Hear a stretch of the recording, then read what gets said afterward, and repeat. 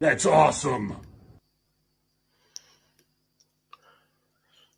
Hello, everybody. Welcome back to the channel. My name is the Austinator, and welcome back. I can't believe I'm saying this. It's been a long time. Welcome back to another episode of Good Ol Wrasslin, episode number 22. Holy hell, it's been like, what, 4 or 5 months since we've done this? And I think the last one we did, we ranked the NXT takeover matches from. But today is a special episode. The reason why we brought this back, the Slammy Awards, or our award show. I know it's copyrighted. I know WWE has the term the Slammy Awards, but we are gonna call it our award show. Just the Good Ol Wrasslin Awards ceremony. Today we are going to be giving out awards to the best and worst of the year. I'm the Austinator, and this is my co-host Shadow Hunter. Shadow, how are you today? I'm doing very well, man. I'm really looking forward to this. Obviously, I feel like this has been swept under the rug by WWE in the last couple of years, and yeah, I just think it's exciting to bring this back and to give these wrestlers that we're about to name their flowers, and just to really highlight their dedication towards the craft that we all love, known as wrestling. Indeed, indeed. Now we're both dressed up for the occasion. You can't see it, but I'm wearing a suit and tie for the occasion. Now we didn't have the budget for actual awards, so we decided that we were gonna spray paint some plastic cups yellow, so we can make it look like they're golden, but they're really not. So we apologize for the inconvenience. Yep, got mine right here. I got the Slammy for best GM. And that would go to me. Oh, shush. A shush. Jesus. All right. Now, before we begin, Shadow, you weren't here for the WrestleMania review, and I want to hear your thoughts on the show before we get started. Right. So I'm going to do this in a very different way instead of the long dragged out version. Currently in my hand, I have my phone, which has got a stopwatch for 1 minute. And I have a minute to express my feelings towards night 1 and 2 of WrestleMania, which is about 8 hours of content. So let's see how this goes. All right. On the count of three, 2, 1. So night one, probably the best match for me, besides from the Rhea Charlotte match, was the Fatal 4-Way Tag match. I was getting myself prepared for Seth and Logan. My energy levels kind of low, and then all it did was just shock and surprise me. KSI being in WWE, great. Got frog splash, so which was a bit, yeah. Rhea being champion, correct choice. Sami and Kevin winning the unified tag titles, correct choice. Austin retaining the way he did, good choice. Gunther retaining, good choice. Bianca retaining, I don't agree with. I think it was Asuka's time, and her character being more interested in Bianca's, I would go with it. Cody and Roman, I think it was the right choice. It just builds out Cody's character better, in my opinion. What else? Let's see. Shane McMahon, Toys Quads, Vince McMahon sucks. And that's about it. Fair enough. Fair enough. I like that review. There you go. However, you didn't talk about the greatest match of all time, Brock Lesnar versus Omos. The only thing I can say about that match is Omos took the F5 well. I agree. And you know what? Brock Lesnar did more for Omos than John Cena did for Austin Theory. Anyway, so it's time for the real reason why we're all here, and that is the Slammies, or the award show. Basically, we divided it up into like few awards. We're gonna go from the bottom of my list to the top of the list. We only have a couple worst categories, but that's because I feel like because this is an award show for the best of the best. We decided to just go with the worst a couple categories just to show off, like, hey, if you're the worst, you're the fucking worst. Exactly. So, Shadow, are you ready? I was born ready, mate. Alrighty, this is the first category, the worst title reign of the calendar year. And Shadow, Oh. you may go first. All right. This one, I think, is the obvious winner. And I've put down Ronda Rousey as the SmackDown Women's Champion. Ooh, okay. You got an explanation for me why? I'll be honest, it just like Ronda herself, it didn't seem interesting. And the other key highlight was Liv winning the title off of her. But then Ronda being involved in that title picture kind of lost her momentum. I just think Ronda, she just downgraded the SmackDown's Women's title. And she kind of made it irrelevant because of how much she didn't really give a shit, which is kind of a theme with her career past the Becky feud. So there you go. Well, Shadow, the winner of this, yeah, I think I'm gonna have to agree. And this is the first award. This is the first award, and me and Shadow are agreeing on this, and that is going to be Ronda Rousey's SmackDown Women's Championship run. So Ronda Rousey gets the first award, ladies and gentlemen, and not the best award. Basically, for all the reasons that Shadow said, I didn't think it worked. It felt very boring. Like, and I don't know if it's just because Ronda didn't care. I don't know if the creative just didn't work. I don't know. But it didn't click. Like, she didn't have a lot of people to work with. I thought the Liv feud was not very good. I did not. I thought the whole Shotzi match didn't work either.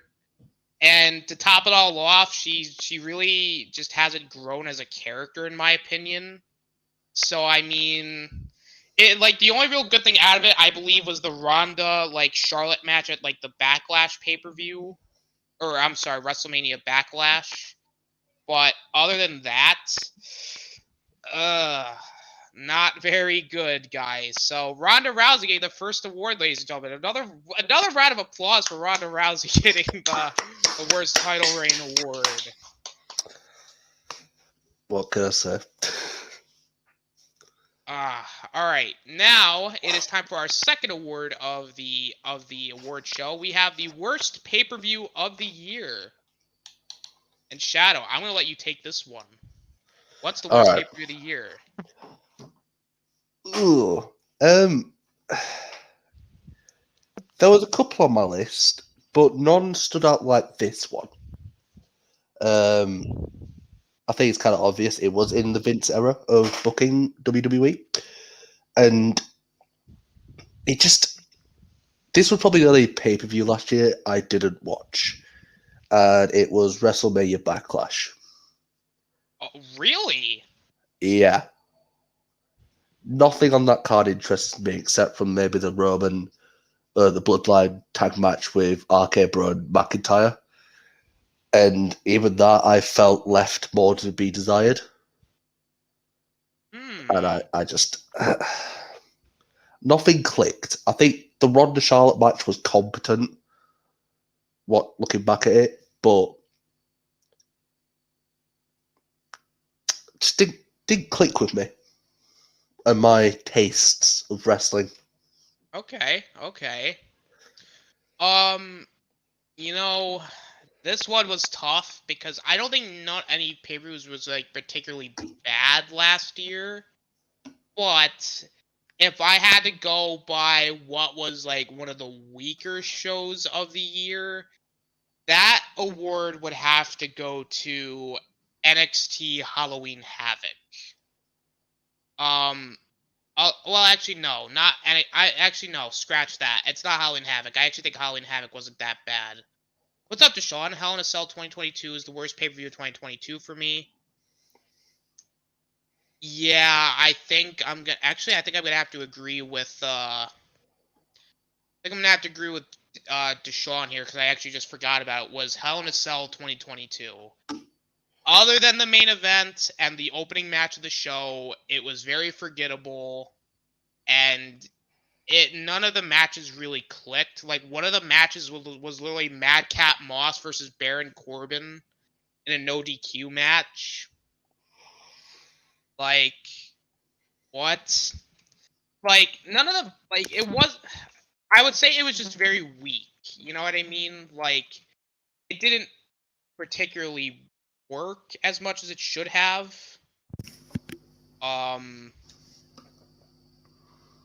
Also, I felt like, well, actually, no, I kind of liked Hell in a Cell.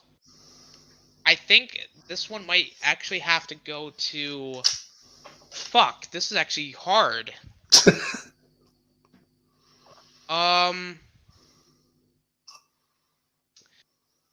Oh, I don't know. I mean, maybe I should give it. But WrestleMania Backlash wasn't that bad either. Hang on a minute. Hold on. I gotta really think about this. Do I want to give it to an NXT show? That's not fair because no one watches NXT anymore.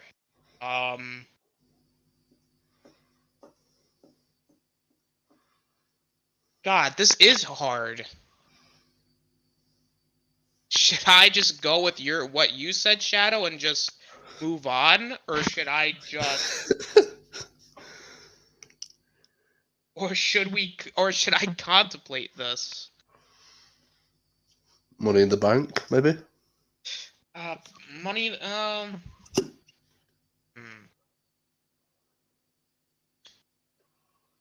Money.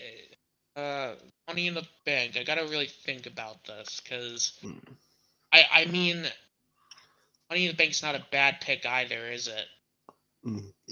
Oh, you know what? Let's just go different. Let's just put WrestleMania 39 on the list. Oh, you're gonna put it in the worst category? Well, you know, look at the backlash from the main event of night 2. You might as fucking well, aren't you?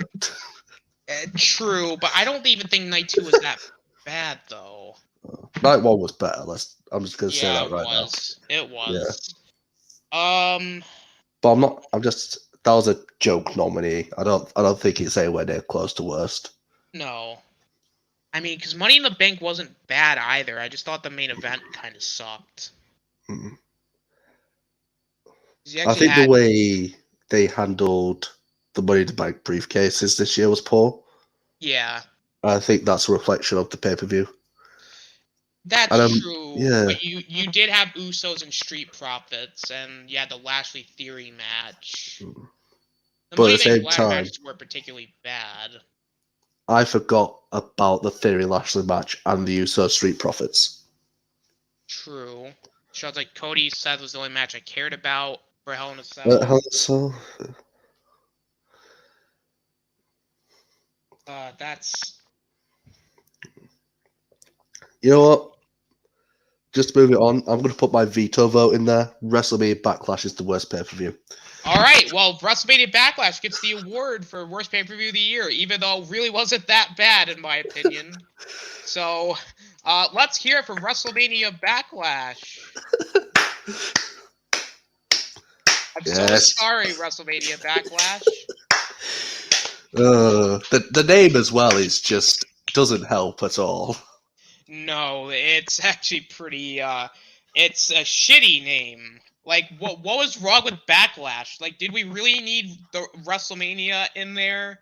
Like, why? What was the point of that? Oh God.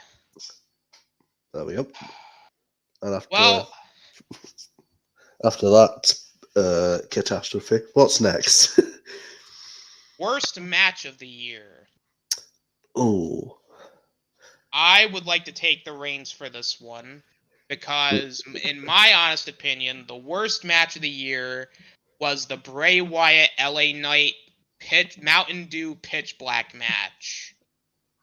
Oh my God. It was terrible. The match itself was boring. Like, I guess the effects were cool, but it was like it didn't work. Like, yeah, Uncle Howdy literally jump and botch a elbow drop. It didn't work. It was way too short. It was boring, silly. There was no energy towards it. It didn't work for me. That's my nomination for worst match of the year. Right. Well, picking my worst match of the year, I haven't gone with that. I kind of, when I thought of worst match of the year, I was thinking of the expectations before it and then how it played out. And I think this match kind of suits that category well. And boy, it's a doozy. Oh, I'm interested in this. I have gone with the title unification match between Roman Reigns and Brock Lesnar at WrestleMania 38. Whoa!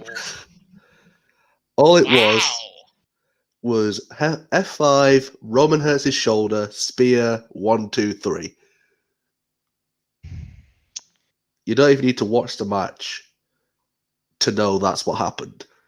And it just, the expectation of it was so high because you literally saw Paul Heyman getting terrorized by Brock Lesnar in a forklift like the week before. Yeah. And the fact that it wasn't a stipulation match either, like a no DQ match, for what they called the biggest WrestleMania match of all time. Right. Just the expectation and the hype towards, I think, was one of the biggest that we've seen, especially because of how much WWE pushed it. And then it just turned into this quick snap, snap, snap, done, like this finisher fest. But then we saw at SummerSlam in the last man standing match that these two could go at it for like half an hour and produce one of the best matches of the year. Right. So I think in terms of expectation and how much it was built up and then just how much it under-delivered, I went with that match. I can see where you're coming from, but I mean, there was a few like real stinkers in here that we could have put in the worst match of the year. I don't think that match is particularly terrible, but I agree in the sense for a WrestleMania main event, it was very lacking. Like, it was by far not the worst WrestleMania main event I've ever seen. I think WrestleManias 33, 34, and 32 had the worst main events. But Vince McMahon and Pat McAfee was bad too. Yeah, but that was in a funny kind of way. Yeah, I guess you're right. Yeah. I mean, you got Ronda Shotzi as well at Survivor Series. That was pretty bad. Yeah, one of my nominations was Ronda Liv at SummerSlam. That match wasn't good either. I would agree with you on that, but I'll be honest. I could wipe my hands clean and say that I could agree with your take. I'm not going to fight for this one. Like, I just picked that one because of expectation, but you just picked just a terrible match. Which one was that? The Bray Wyatt one? The Bray Wyatt LA Knight match. It was so bad I forgot about it. Do you want to go with that, or do you think that there's like another match that's also like probably on par with bad? I mean, I'm trying to think now. You know what? I think we go with LA Knight and Bray Wyatt in the Pitch Black Mountain Dew match. Especially after the Bray Wyatt's return at Extreme Rules, how much they built it up, and then for it just come out like that, and then we've barely seen Bray since. It's just... Yeah. Yeah, and then the match itself was... Ugh. I mean... Not very good. Yeah. LA Knight came out of that match fucking fresh as a daisy, but Bray, since that match, everyone's just... No one wants to see him in WWE anymore. That is very true, very true. And that being said, let's give a round of applause for Bray Wyatt and LA Knight getting worst match of the year.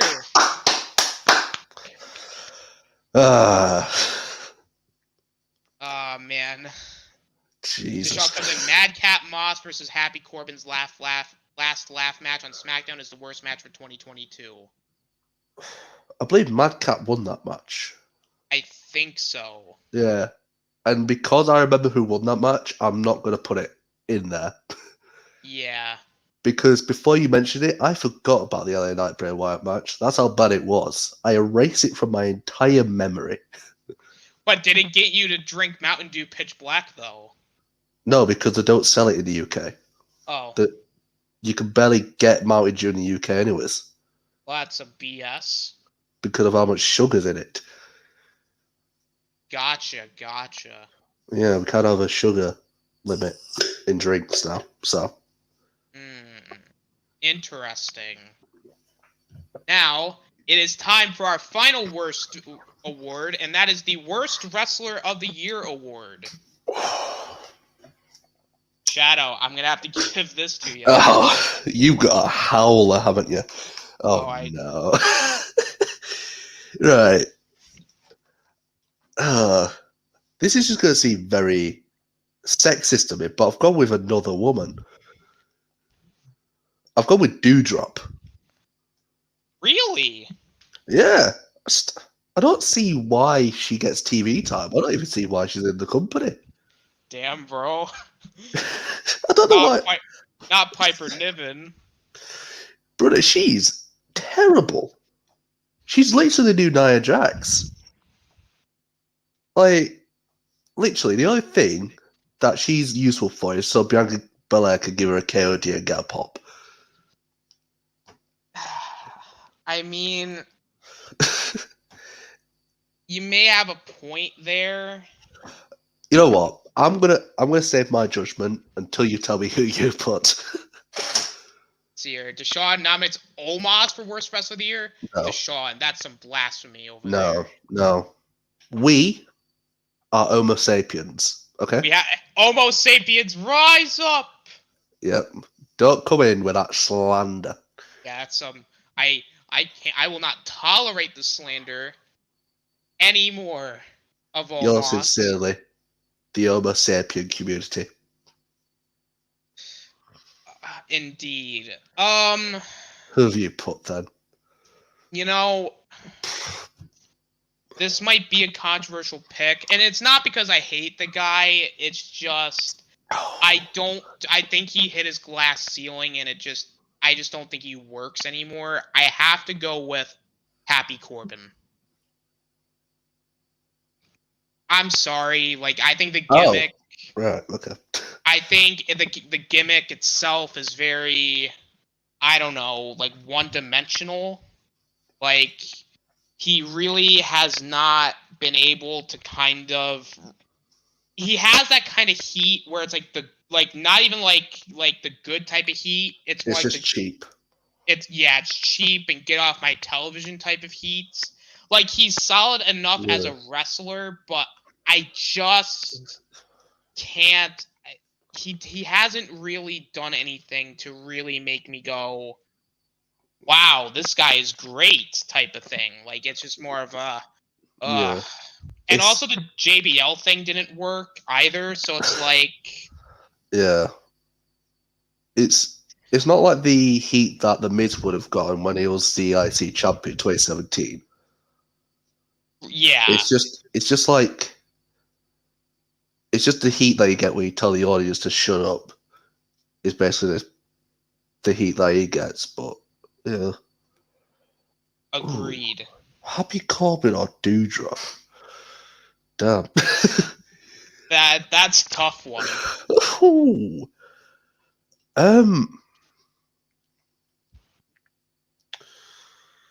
Just looking at their years in general, like, I mean, Happy Corbin would have game of poker. Dewdrop hasn't, so you know, that's a tick in my book. That's true, but at the same time, at least they gave Dewdrop her name back.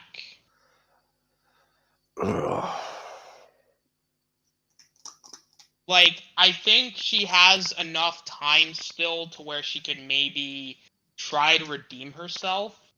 No. Really? No. Get her out. Oh my. Yeah,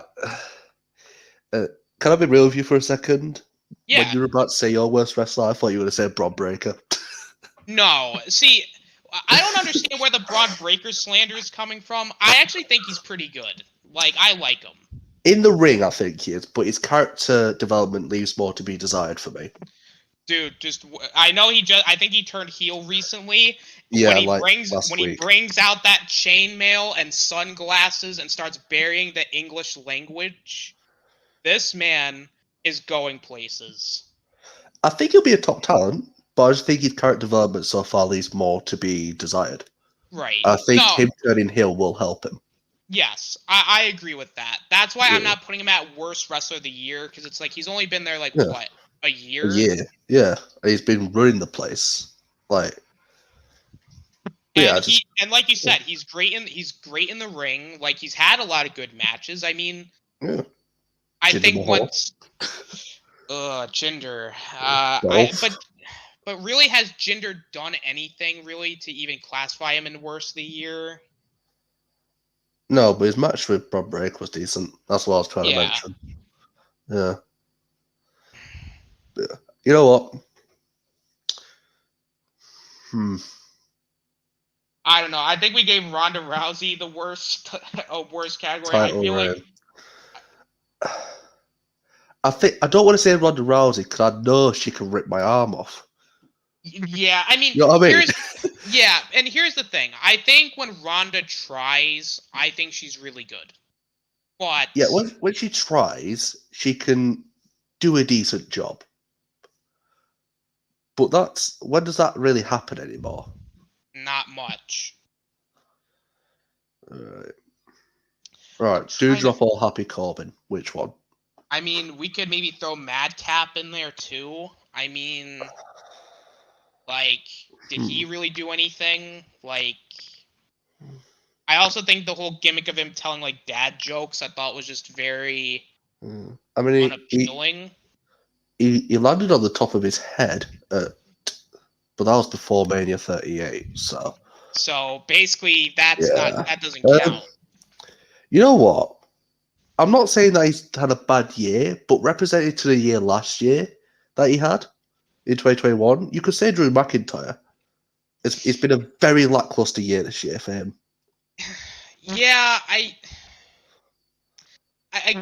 mean, I don't think it was as bad. I don't think he was necessarily bad to where he's worst wrestler of the year. No, I'm not saying he's a bad wrestler. He's one of my favorite wrestlers. But I just mean in retrospective to the year he had, like when it was the Thunderdome era, like 2021, 22, like from 37 to 38. Like comparing that to this year that he's just had,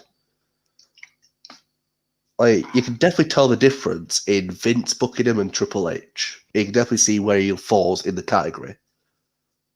Yeah, I could see that, but I think he had he still had a couple bangers this year, so I mean. Yeah. I know.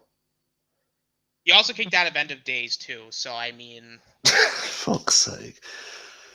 Yeah. But you gotta. Oh, I guess that's another maybe way I could look at this too, is Happy Corbin has not won a match in like so long, and I don't know. I just think Happy Corbin just reached his glass ceiling now. I don't know how you can really redeem him right now unless. I think if he goes back to his lone wolf like gimmick that he had from NXT, I think that could work. Because I actually like that character and his entrance as well with the spotlights.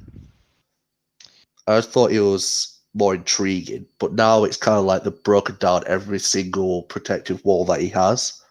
And it's just like he's just a normal man trying to get a job.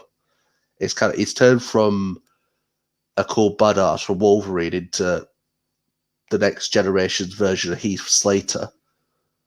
Yeah. Again, this is like difficult because you can really say anybody at this point. Exactly. But you know what? You've convinced me. Happy Corbin. All right, Happy Corbin. Congratulations, Happy Corbin. You officially won the Worst Wrestler of the Year award. Your shit. Congratulations, Happy Corbin. You're fired. Fuck you. Get out of here. Right. Well, now that we've slandered the entire roster for half an hour. There's one more. Oh, no. It is the Worst Stable of the Year award. We don't need to say it. Damage control. Next. Oh, wow, you really you took the wind out of my sails there. Next. Yeah, I'm putting damage control. I mean, I think the idea, and this is the sad thing about it, and I'm not, and this is what I'm gonna say. Well, first we got to give a round of applause to damage control. Well done. You are shit. So here's the sad thing about damage control. The idea, I think, was a good idea. I like all three women in it. Here's the thing. The booking for them was bad. Like, they just were not interesting. I felt like you really couldn't take them seriously because they kept losing. It lacked consistency. Yeah. Like, I think Bailey should have won the title off of Bianca. Yes. Having, like, Bailey with the title and then Io and Dakota with the tag titles, I think they could have elevated the titles. Yes. But no, I just feel like they were, with this faction, I feel like they were just in two different minds. So, like, oh, Bailey, she's great. And then it's just like, Io and Dakota's like, Io Dakota there, NXT. And it's like, they just kept splitting creative into like two different complete paths. It's like they just kept picking one from each like every other week. And yeah, I just think they could have been like the staple of Raw this year for the women. But with the draft coming up, which is rumored to be May 6th, the date of it, in Jacksonville, Florida, moving to SmackDown. I think they could do well over there, but yeah. LJ Lee, how are ya? Bailey, you fucked it.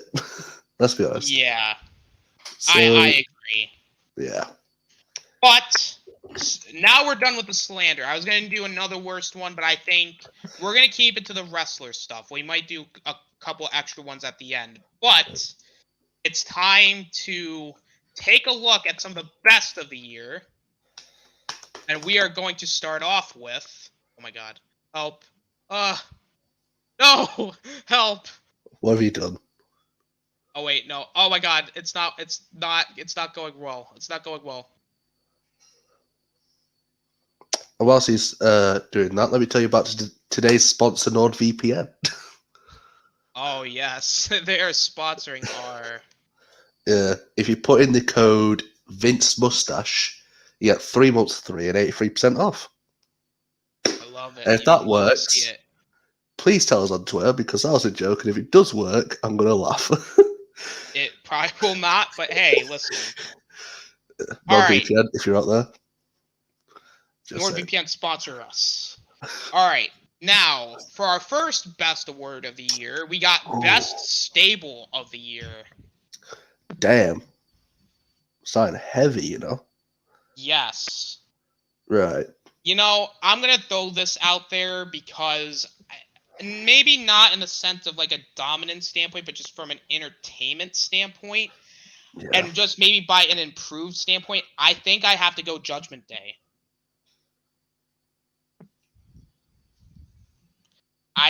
I mean, look, I think Judgment Day has done a lot for some of these guys. They definitely rejuvenated some of them. Like, Rhea Ripley's on a hot streak right now. Dominic Mysterio is like one of the biggest heels in the company in terms of heat. Finn's been doing some like main event stuff with Edge. You had Damian Priest doing like a couple of things here and there. I think I got to give it to Judgment Day. And also, it gave us the birth of Prison Dom. So, I mean... There's good and bad out of that. That's true. Yeah, using the Auschwitz footage wasn't really great. No. But I don't think it was on them, though. I think that was just more on the WWE just being stupid. Yeah. Anyways, right. So you've got Judgment Day, which I can agree with, but I think I have to throw them out there. 620 days as tag champs, going on to 1,000 days as undisputed Universal Champion, having one of the greatest managers in their corner / wise man. And then they have the honor.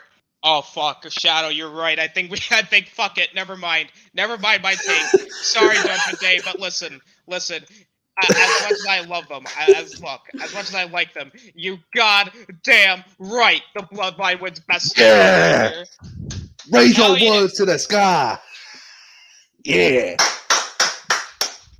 Are the Bloodline gonna collect or gonna clean up the awards? No. No. No. This might be the only award that they get. No. I feel like this is like the only award they should get, just to kind of like just to limit them. We don't want them cleaning up the award ceremony. If they did, For me, it's a bit late on some of these aspects. Yeah. But you gotta give them the flowers. Like, the storylines they've been telling this year have been mental. I agree. The Sami Zayn story, the Drew McIntyre story, the Cody Rhodes story, the War Games story as well. Like, that dynamic, the KO problem, the Brock storyline, you got the inner conflicts with the Bloodline as well.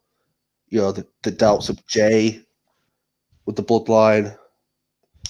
Like, and nowadays, I know Roman's going on a hiatus until until Cody grows and beats Brock Lesnar. But just those stories enough would last you a career. They did that in a year. That is true. And Roman is the longest reigning world champion in the 21st century. And if he keeps going as he is, he's going to beat Pedro Morales, Hulk Hogan in their title reigns. That's if Cody wins at SummerSlam. If he doesn't win at SummerSlam, Roman is never dropping this title ever. Yeah, if Roman gets to next year's WrestleMania, he will beat Bruno Sammartino's first world title run. And that will put him third. That'll put him third all time behind Bob Backlund and Bruno. And then Roman only needs to get to Money in the Bank after that to beat Bob. Fuck. Money in the Bank 2024 is a realistic sight. Jason Lee comes in. Cody needs to go back to AEW. No. Did you see the last promo he did before he left AEW? They were booing the shit out of him. Yeah, the fans treat him like crap. Say what you will about Cody not winning the title, and granted, you can maybe make the argument that it was a bad decision. Looking back at it, it really wasn't that bad of a decision because I think somebody said it best. Cody needs to have there needs to be more hurdles for him to go through, and him immediately winning on the first try makes no sense. Yeah. I've heard many arguments Cody's been through enough hurdles. But isn't that just Cody's story? It's hurdle after hurdle. Why does he get to go through Roman the first try? Where's the hurdle? Cody's story is literally hurdle after hurdle. Right? Gets kicked out of AEW, gets kicked out of WWE, gets a hurdle of trying to get to different companies because he wasn't really seen as a hot commodity. No. Maybe in the early 2010s, yeah. But then he wasn't. And then he had the hurdle of trying to build up his own wrestling company. Then he had the hurdle of coming back into the company he left. Had the hurdle of trying to beat Seth Rollins with his entire pectoral muscle torn off. Yeah. But now that he gets the Roman Reigns, he just does it like that. This is his biggest hurdle, and the Dusty Rhodes factor as well, showing that, well, they're pretty much saying that Roman is Cody's true wrestling son, if you know what I mean. Exactly. But, yeah, so Roman is the product of Dusty. It's like Cody trying to overcome his father's expectations and his father's, like, legacy. And the way he does it is through Roman, and he's not going to do that first time. It's taken No. him, 15 plus years to even get close to Dusty's legacy? Exactly. So it needs time for him to build himself and not to make this story about Dusty anymore. It's about Right. Cody's own limits. I agree. Like, and not to mention, and no disrespect to Cody, I like him, but he is not like he really has been put in this position like yet. He like in his entire career, he's basically been a like not he was a mid card guy. And then once he then started to branch off into the independents, and once he started winning like the Ring of Honor world title, like NWA world title, and became like a sort of a big star, and he elevated himself, but he's not to Roman's level yet. Like Yeah. Roman right now is like at like his most peak powerful that they really need like Cody winning on his first try wouldn't make any sense. Cody really needs to go like he needs to like beat Brock. He's probably gonna feud with Solo. Like you need to give him a few more feuds because I know everyone's like, oh, but him tearing the pectoral thing kind of like, that should elevate him. It does. But here's also the problem, too. A lot of his momentum was lost because of it. Like, you can't expect him to come back, come in at number 30, win the Rumble, and then win the title. That's not how it works. That's almost like saying, well, if, because it's just, there's just a lot of underlying factors as to why Cody should not have even won. Now, granted, when I watched Mania, was I upset? Sure, because let's be honest. Do we really need to go another 3 or 4 months with Roman taking a break and then having no world champion? Yeah, that kind of sucks. Like, because, granted, I think it's just beyond ridiculous now that we're almost 3 years in and we're at this situation. And to be fair, is Cody really believable to beat him? No. But let's be really honest here, and I know we're going on this tangent, but there is nobody believable to beat him. So at this point, anybody who beats him, everybody's going to go, well, that doesn't make any sense. But at the end of the day, what can they do? Yeah, like, unpopular opinion, I think the last guy who realistically had a chance to beat Roman was Drew. Yeah. At Clash of the Castle. And I said it on the stream after the pay-per-view. Like, the moment was there, the story was there, and they didn't pull the trigger. And they've done it 3 times now. And I'm going to be honest, right now, Cody's my favourite wrestler in the company at the moment. Like, we heard it at WrestleMania. The crowd was, that crowd was mental. But as Roman said on his Insta, sometimes the bad guy wins. It's real life. And if you've seen Marvel, Infinity War Endgame, the bad guy wins first. And this is storytelling 101. The hero has his goal. He starts from down here, makes his way up, nearly reaches it, and then something trumps his momentum and brings him back to square one. And then that is where the true redemption begins. And then, after building himself up again and again, he gets to that point where he reaches his goal. And that is the payoff. Exactly. Otherwise, as I've mentioned, they were mentioning the fact that Cody was undefeated. And then it just... I know we're going to a tangent here, but this is my final point. I think they didn't want another Roman Reigns in Cody. Right. Because Roman's been undefeated since, Baron Corbin, December 2019? Yes. Which is nearly 4 years. You don't want another Roman. You need the No. one and only Cody Rhodes. Right. And this is how you're going to get it. And as Triple H said in his press conference, we wouldn't have done what we did if we didn't know what was on the other side. So my 3 words to everyone out there tonight: trust the process.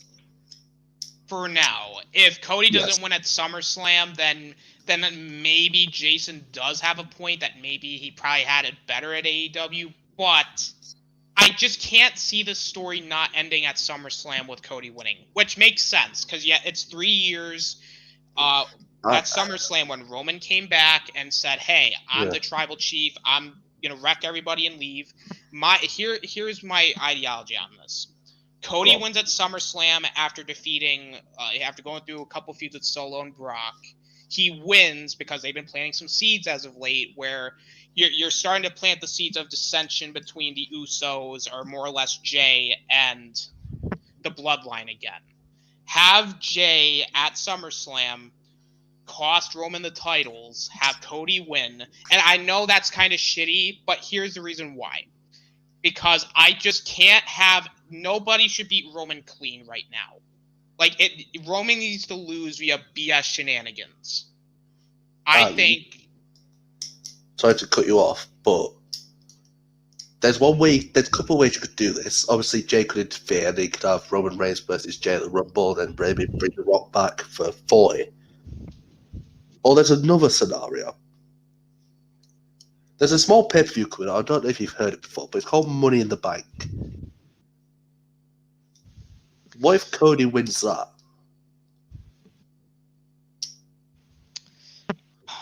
I don't see it as being possible, but it's another way it could happen. That's one way Roman could not lose clean, was the same way at WrestleMania 31 happens again.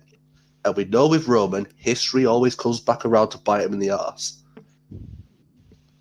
And history again could cost him his run as tribal chief. And maybe Jay is the reason he loses, which I think is a great idea. But I'm going to be honest, I think with Brock and Solo, don't rush them. Don't rush those feuds. Honestly, I think Cody and Roman could main event WrestleMania 40. And then it's literally the same again. But who wants to see the same main event twice? Right. Rock and Cena. There you go. What happened to Cena? He was egged up to beat the main Samoan in wrestling, lost, and then the night after, got F5 by Brock, beat Brock,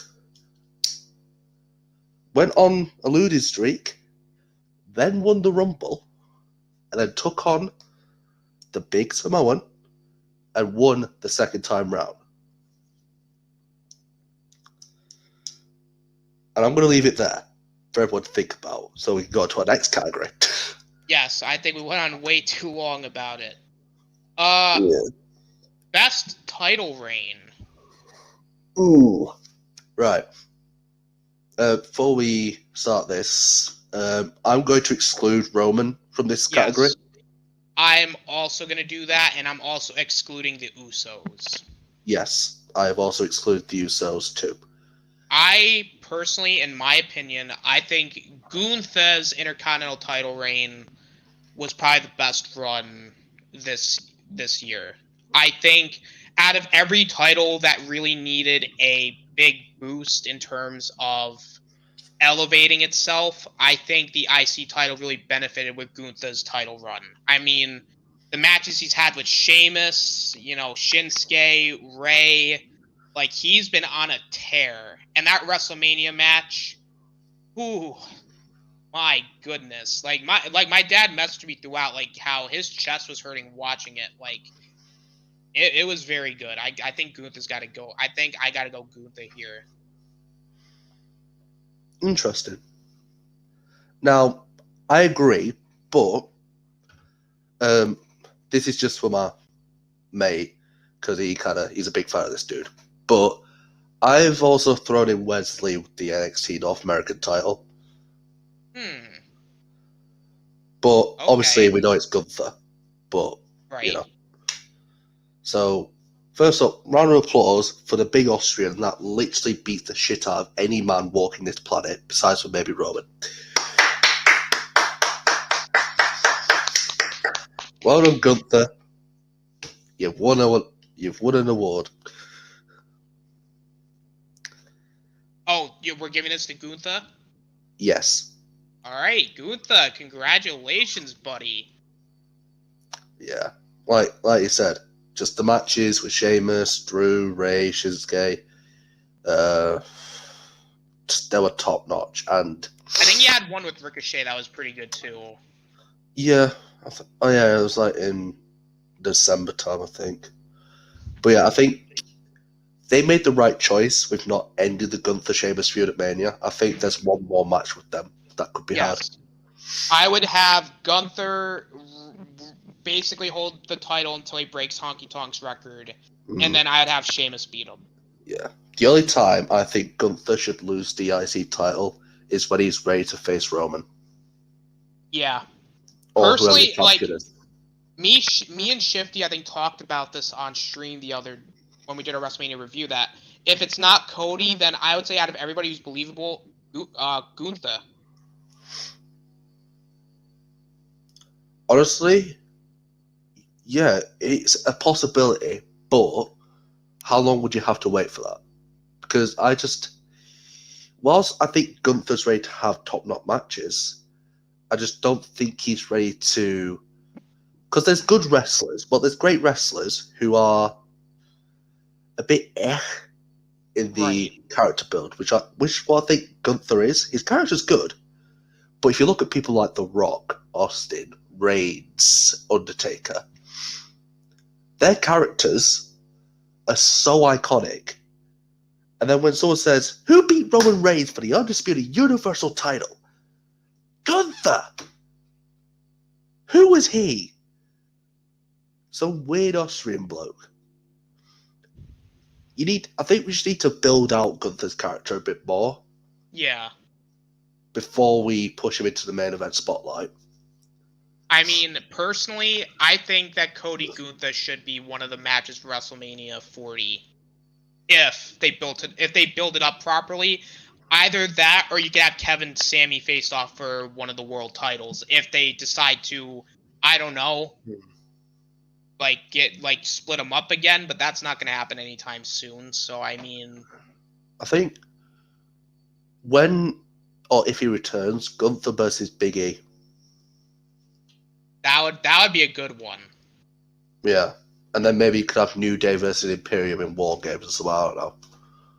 That would be sick. And what you could do, maybe you could have Imperium when they split the tag titles. I'm hoping they do at the draft. You can have Imperium with the SmackDown tag titles, Gunther with the IC title, and then you can make the War Games match between New Day and Imperium, winner takes all. I would like that.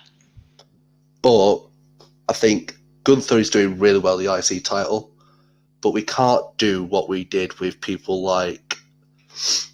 I'm trying to think now. Daniel Bryan with the world title. What year was WrestleMania 28? Like 2010, 2011? 2012. Damn, Jesus. Fucking, that was 11 years. Jesus, time flies by. But yeah, it's just... Sometimes being too early can cost a wrestler's career. I think Triple H is doing the best he can with Gunther to protect him before he catapults him into the echelon of Brock, Roman, Cena, Rhodes, Rollins, Orton. But yeah, we'll wait and see with Gunther. I think by WrestleMania 41, he will be in a world title match. I agree. Hopefully. And he will be Brock Lesnar's retirement match. That would be interesting. Yes.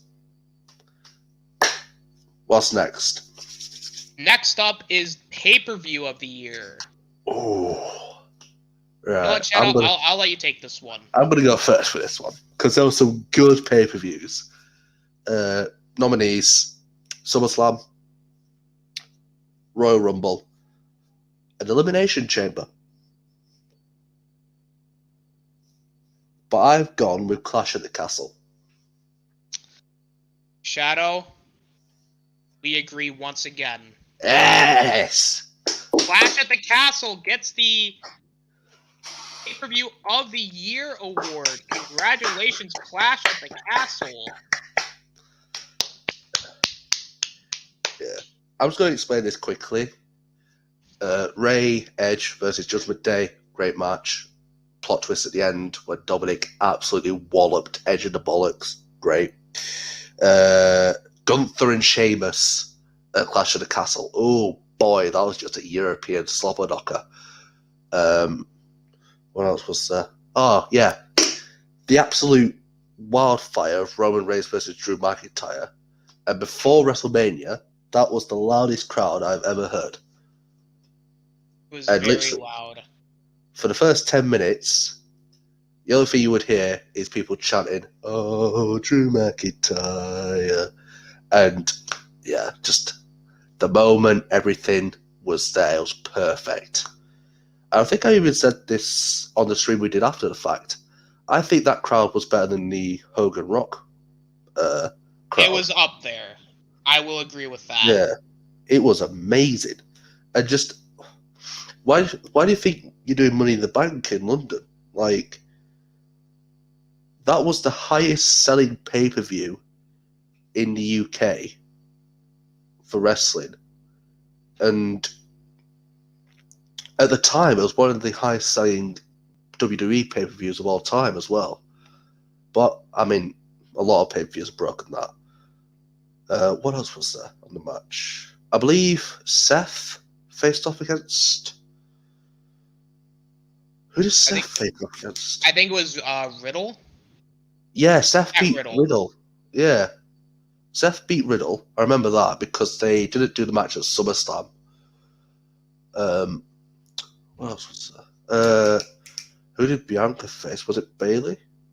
I believe it was Bayley. No, I believe it was a 6-woman tag. It was Damage Control, Bianca, yeah, and Alexa and Asuka. Yes. Yeah, and then Damage Control won that one. And then I think it was Liv and Ronda again, or was... It was Liv and Shayna. Oh yeah, because Ronda was like...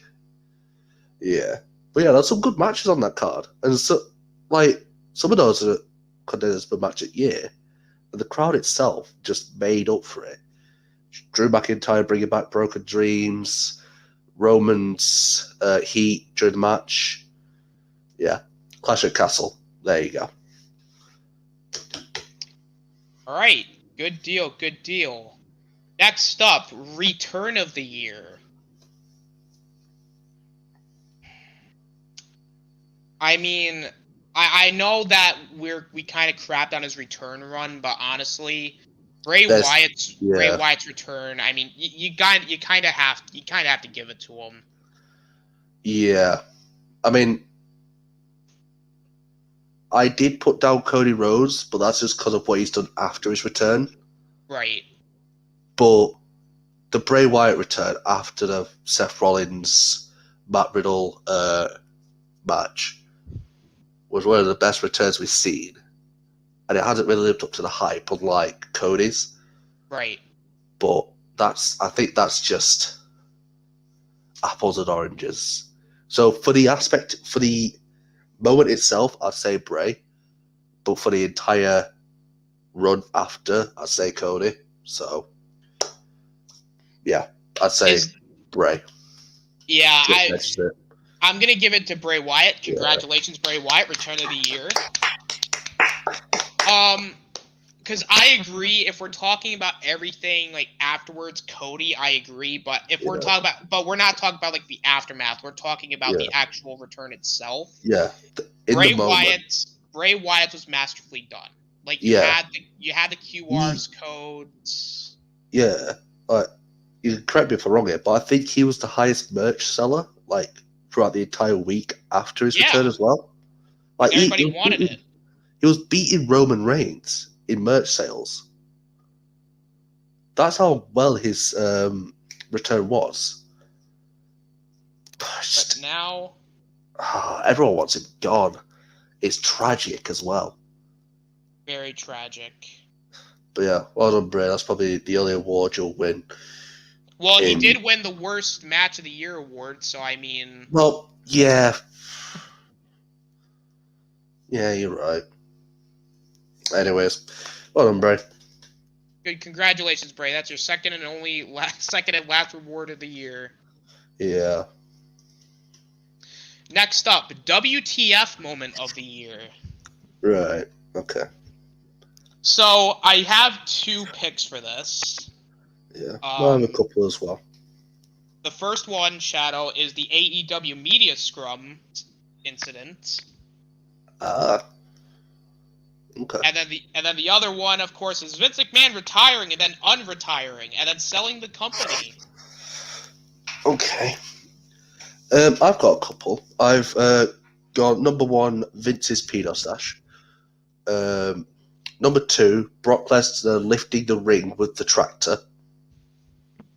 That's a good one. Another one I've got is Big E's neck. His instant with his neck when Ridge Holland did a botched belly to belly. What else have I got? Sami Zayn turning face against Roman. That was another good one. But the one I've gone with is Brock Lesnar lifting the ring with a tractor. Not a bad pick. Not a bad pick. I think the ones I went with were more of like the actual moments that made me go, "What the fuck is going on?" type of moment. Like, I mean, the media scrum. Like, you see wrestling drama pretty much every other second nowadays. Right. But I mean, Vince retiring and retiring. That's not what the fuck. That's like, True. It's more of a dread than a what the fuck. Brock Lesnar lifting an entire ring with a with a JCB tractor. I've never seen that before, and I remember my exact reaction was, "Oh, what the fuck?" So yeah, You know what, Shadow? Yeah. I think you convinced me. Yeah. Fireboy Brock. So Brock Lesnar getting his first award of this first ever award show. Brock Lesnar lifting the ring with the tractor. Yeah. And the way Roman fell as well was funny. That is true. Yeah. But now it is time for the last 5 awards, Shadow. And these 5 awards, we got to really think long and hard about these, because these are the awards that are going to make or break. Not this one. Match of the year. Yeah. May I take the words out of your mouth? Yes. Sheamus versus Gunther at Clash of the Castle. Next. I mean, I agree with you, and I would. What have you gone with? I had a lot of matches. I mean, I was even trying to go with both the AEW and all those things. I was even gonna go with Will Ospreay versus Kenny Omega at Wrestle Kingdom. Like, well, if you want to consider AEW and stuff like that, then I could have thrown out Bryan Danielson versus MJF. That's another good one too. But I just think Sheamus versus Gunther was just one of those classic wrestling matches that you just come out of you like, oh, that was brutal.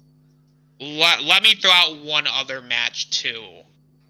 I'm gonna throw out the Briscoes versus FTR in the dog collar match. That was a great match, but I just because I'm giving it to Gunther versus Sheamus too, but I'm just trying to consider all my options here. Yeah, honorable mentions. You know what? I mean, the Fatal 4-Way Tag match at Mania, the men's one, for me, was probably the biggest surprise match of the year. Right. Like, I was willing to just go to the toilet and skip that match because Seth and Logan were next. But oh my god, what a match that was! I agree it was a surprise, but I think we Yeah, can just all agree that the match of the year last year was Gunther versus Sheamus. So a second award for Gunther. I mean, what does that say? What does that say about him? That like he's like a generational talent. I yeah. have to say. It's funny that Vince was going to bury him before he left, as well. And like he has a great like he got in shape. Like he's having banger matches. I mean, I think Dave Meltzer has given Gunther the most 5-star matches with 6, and and 5 of all those were in WWE. and all 5 of them are well deserved. Yeah, like, it's ridiculous how many he's got. But yeah, the utter consistency that he's winning at, and just I don't even need to explain this. Let's just move on. I agree. Breakout star of the year. Right. Yeah. There's a couple here, let's be honest. I agree, but I'll let you go first on this one. Right. There's the obvious one, which I'm not going to name yet. For me, there is a couple that I've put down. First up, I put down Angelo Dawkins. I think he has massively improved himself over the last couple of months. He's really tried to improve himself, and he's shown that grit and determination that not a lot of wrestlers have nowadays. Right. Montez Ford, and I'm going to name a specific match, the Elimination Chamber. Yes. I feel like me and you have kind of known about Montez since like end of 2021, and we've known how great he is. But now people are starting to realise that Montez is one of those future stars like Gunther, and how good he is, and just the way he sells stuff and his character itself. Another breakout is in kind of a different way, but Austin Theory, the way he's broken out of Vince's character and evolved into this pure, like, a great character now instead of just taking selfies. Like, his character has been a breakout. But I think the obvious one we have to go for is Solo Sikoa. So okay, you know what? That's a good pick, and I honestly he's one of my picks. I also wanted to go with Logan Paul. Oh, there is that, but I think the reason that Logan's matches get so hyped and so like well praised is because of the lack of matches. Right. But like, if you see Seth pull off a match like Logan does, then you think, oh, it's just Seth beats Seth. So I think it's just the expectation of Logan. Like, and plus the fact that he was training with Shawn Michaels, and he literally has months beforehand to train for his matches, unlike some wrestlers. Then, yeah. I mean, Wesley's another good one that we could have went with. Yeah. I agree about Montez. I didn't really name any NXT superstars because I just think that until they get to the main roster, you don't really know what's going to happen with them. Right. But there's only for me, there's 3 guaranteed wrestlers who will work on the main roster. Yeah. And I remember we did an end of year review of WWE, but not like the WWE calendar, like the actual calendar. And for NXT, I put the breakout star to be Grayson Waller. And this was the first year of NXT 2.0. I think you and Deshaun put Bron Breakker. But for me, I think Grayson Waller is literally the next Randy Orton for me. You've got Carmelo Hayes, who probably has the best character in NXT. And then you've got Bron Breakker. But, yeah, just breakout star, NXT, I get it. But until they go to the main roster, you don't really know. How about I throw this name in here? What about LA Knight? Yeah. Yeah. Yeah. Yeah. You know what? Because I am pretty much quoting this man every day, shall we just go LA Knight? You know what? I'm willing to compromise and do a tie and have both LA Knight and Solo be breakout stars of the year. Yeah, you know what? I agree. Because because we're gonna go by that logic. I mean, LA Knight's getting really loud reactions, like he's over. Yeah. Imagine LA Knight versus.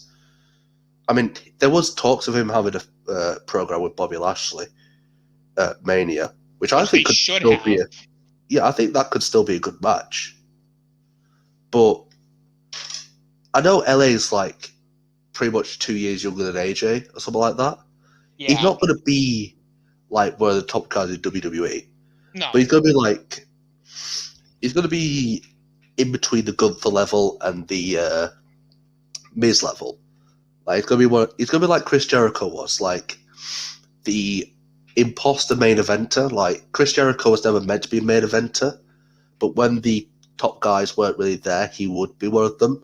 Yeah. And I can see that being LA Knight. And it looks like he's going into a program with Xavier Woods right now, but I think LA Knight versus I don't know, LA Knight versus Sami Zayn could be a good match. That'd be fun. Yeah, I mean, I think LA Knight could have a great match with anyone. Just, I think LA Knight needs to be the heel in that feud, though. Yeah. Oh no, definitely. Yeah. So I don't think LA Knight versus Austin Theory would work. Unless they're willing to turn Austin Theory babyface, but I don't see that coming anytime soon. Like, we know Austin Theory is pretty much programmed to be the next Cena, but we never saw Cena as a face. So if you have Austin Theory just as a heel his entire career, then you can see the what if of Cena's heel run. But yeah, LA Knight is just, he's phenomenal on the mic. Like, I know people say, oh, I'd love to see MJF versus The Miz. Now, for me, it's MJF versus LA Knight. Yeah. Exactly. Yeah, let's give the LA Knight Solo Sikoa, everybody. Yeah. We all pretty much know that Solo's like going to be the next big Samoan superstar. Oh, yeah, I hope so. Yeah, like, look at how they've been booking him. Like, besides from the Cody Rhodes loss, he's been great. And from what we see, he has some great matches too. So yeah, from what we see, and some of the reports I've heard, apparently it will be Solo that will be faced off against Roman and not Jay, unless they do Jay first then Solo. But like, I just don't think, like, if you do Jay first, then you have to do The Rock after. Yeah. But I think Solo's the next big Samoan superstar. I think he is. So yeah, I don't think Solo gets enough plaudits. No, he doesn't, and he should. Yeah, like, but yeah, Solo Sikoa, LA Knight, well done. You are both great at what you do. Yeah. Yeah. Yeah. Now it is time for our final 3 awards. Ooh. Tag Team of the Year. Ooh. I'm gonna say it. I think it's FTR. I'm going to be honest, go through these awards, I did not consider anyone from AEW or outside of WWE. I did exclude the Usos because they're just the obvious option, let's just be real. And they've already got an award, so. A couple of options for me were Street Profits, the Brawling Brutes, and the Viking Raiders. And the last one I put down, which is more of a recent one, Braun Strowman and Ricochet.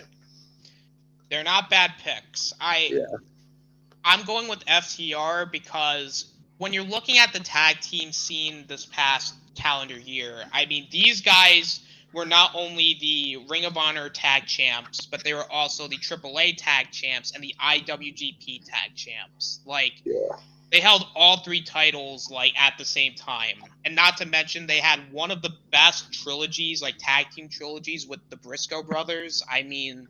Yeah. like, besides for maybe the Usos and the Young Bucks, I think FTR, you gotta consider to be one of the best recent tag teams of all time.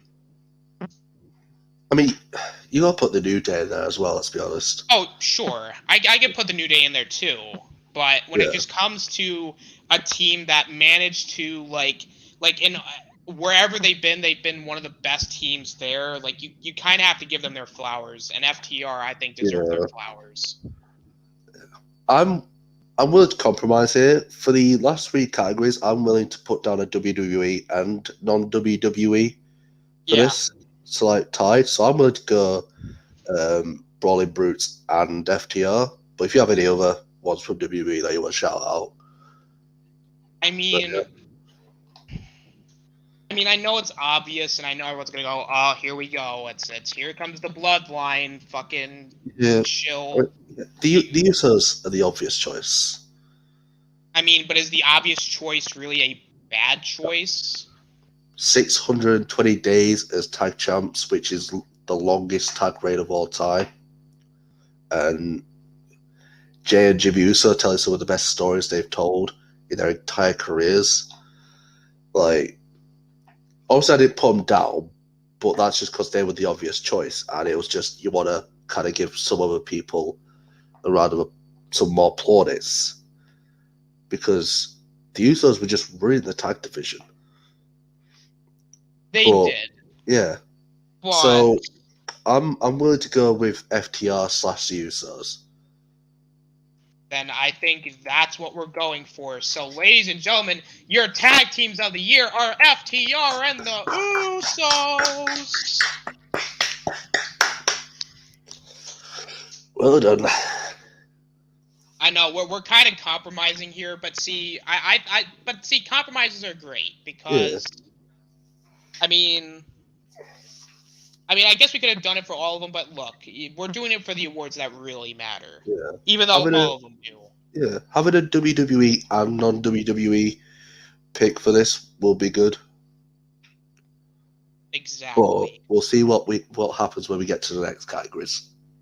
All right, final two categories. Female Wrestler of the Year. Right, okay. I have thought of an AEW one for this one. So my two choices were Rhea Ripley and Jade Cargill. Ooh, I agree with the Rhea Ripley one. So Rhea Ripley definitely won the WWE side of things. Yeah. Have you gone with Britt Baker by any chance? No, I actually did not. I decided that I was going to go with Toni Storm. I'm going to be honest, I haven't watched much of her this year, so you're going to have to explain your reasons here. It's either Toni Storm or Jamie Hayter. Because I don't know if you remember, but when Thunder Rosa was the champion, she got hurt, and then Toni Storm basically had to carry the division for a few months as the interim champion. But when it was revealed that Thunder Rosa's injuries were they were worse than expected, she ended up getting, and she was a good champion too. And Jamie Hayter, she's great in her own right.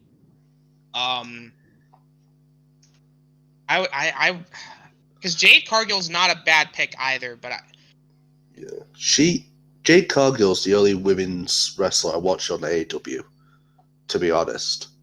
She's the only one I've really kept tabs on, because I think she could be one of the best, one of the most popular women's wrestlers in the world.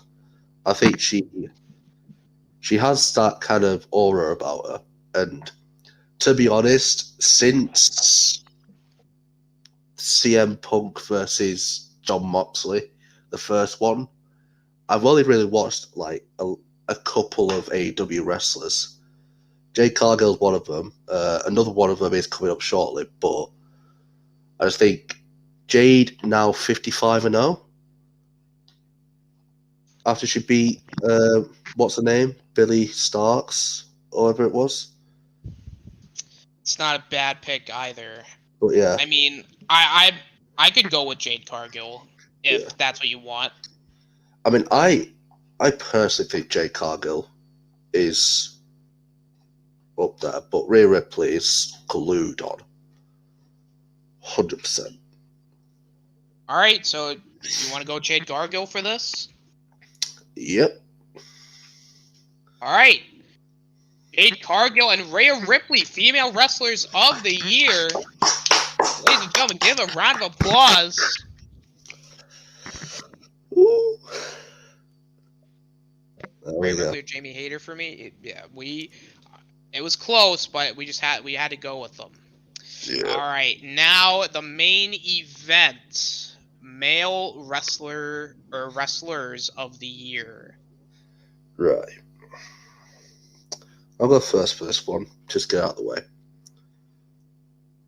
Obviously, we said we'd exclude the Bloodline from the rest of the awards, but I have to give some shouts here to some guys. First up, I'd say Seth Rollins. For me, I love Seth. Like, I think that it's crazy that he has not held a world title in nearly 7 years. No, wait. Never mind. I'm just thinking of that. No. It's been crazy that he hasn't held a world title in nearly 5 years. Last time he won it was in 2018, I believe. I believe it was 2019. Wait, who did he beat then? Brock. Was I 2019? It was, yes. I thought that was 20. Jesus, I'm getting old. Right, so 2019, which is 4 years. That is way too long for a guy like Seth. I know he's held the US title for a short bit, but that was. But Seth's character has come a long way. And literally, as you saw on Raw after WrestleMania, which was fucking terrible. It was garbage. Yeah. But Seth could literally just stand in the middle of the ring. And oh my god, they were tearing their lungs out to a song. Yeah, like, if they go with what I think they're going to go with, which I think after the draft, I think Roman stays on SmackDown and Raw reintroduces the World Heavyweight title. There's only 2 guys that can go for that title. For me, it's either Seth Rollins or, which, by the way, hashtag respect Sledgehammer victims. Yes. And in my personal opinion, I'd say a good challenger for Seth if he gets that title first, not Cody. I think that could be a little bit down the line. I think Cody's going to SmackDown in the draft. I think a good challenger for Seth Rollins for his world title will be the called up Bron Breakker. That wouldn't be that wouldn't be bad. I dig that. I would say if they're gonna bring back the world title, I would say this is the reason why I'm gonna say this person is because it would make sense in both a long-term standpoint, but also just because it might be his last year. I would say Edge wins the World Heavyweight title as like, hey, he didn't lose the title. Here's the belt. And then he holds it for a couple months or so. Let him have like that like last real moment as a world champion. Have him drop it to like I don't. But see, that's the thing. As much as I love Seth and he will be world champion again, I just think there's somebody else there that Edge could face because like I don't want to see him run back like the match with Seth because again, those trilogy matches were fantastic. Like But it's kind of like the same thing with Finn Balor. It's like I don't want to see Edge face somebody he's already faced for the world title. Like I want to see him face somebody like Drew McIntyre. A Drew McIntyre, or even like I'm trying to think like what would work. Ooh, wait a minute. Oh, wait. I just had someone in my head that I thought would be good, but now he's gone. Who was it? Shit.